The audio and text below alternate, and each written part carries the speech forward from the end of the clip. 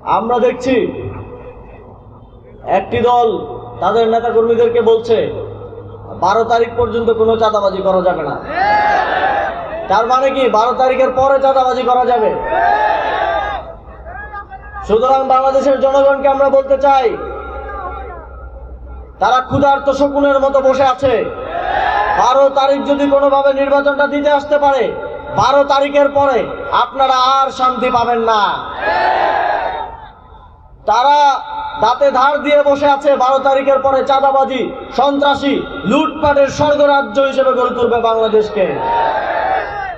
সুতরাং ন্যায় ও ইনসাফের পক্ষের সকল নেতাকর্মীকে, বাংলাদেশ খেলাফতে মজলিসের, বাংলাদেশ জামাতে ইসলামীর, জাতীয় নাগরিক পার্টির, খেলাফতে মজলিস, আমার বাংলাদেশ পার্টি সহ 11 দলীয় জোটের সকল নেতাকর্মীকে এখন ঐক্যবদ্ধ হয়ে বাংলাদেশের 18 কোটি মানুষের মুক্তির জন্য, সুন্দর একটি বাংলাদেশের জন্য কাঁধে কাঁধ মিলিয়ে লড়াই করতে হবে। আমরা 11 দলীয় জোটের পক্ষ থেকে জানিয়েছি, আমরা নির্বাচিত হলে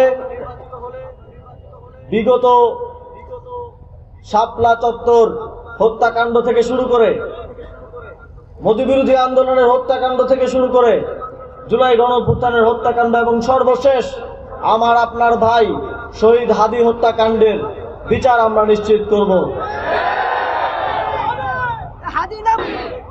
একটি রাজনৈতিক দলের প্রধান একটি আন্তর্জাতিক সংবাদ মাধ্যমে আওয়ামী লীগের শেখ হাসিনার সন্তানদের রাজনীতিতে ফিরে আনার কথা বলছেন।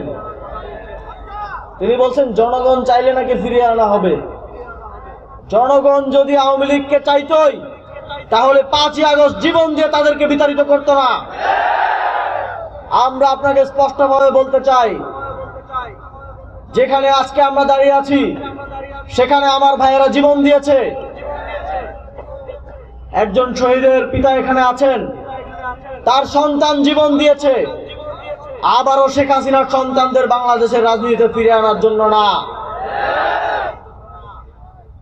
জিয়াউর রহমান, তাকে আমরা শ্রদ্ধা করি, কিন্তু তিনি একটাই ভুল করেছিলেন, তিনি শেখ হাসিনাকে বাংলাদেশের রাজনীতিতে ফিরিয়ে এনেছিলেন।